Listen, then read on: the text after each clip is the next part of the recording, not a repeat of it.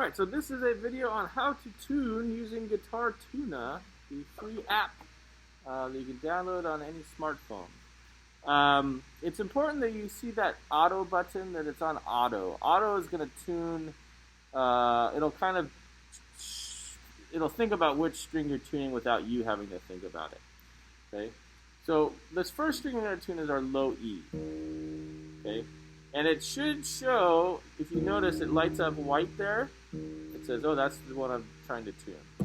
Okay, I'm going to have to get close here because it's trying to listen and the microphone is placed down there.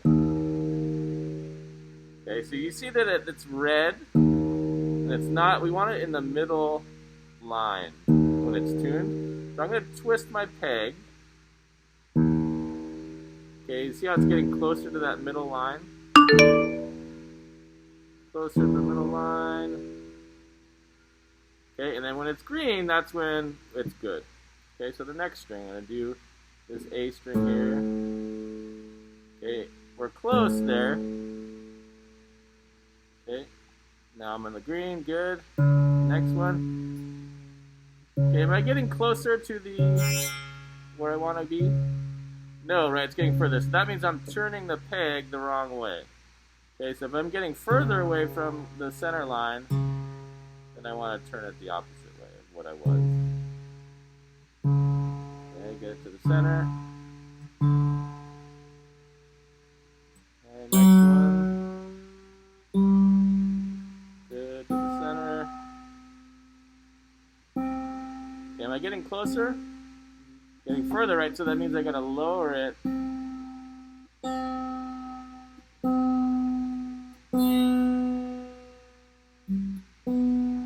Center. Okay.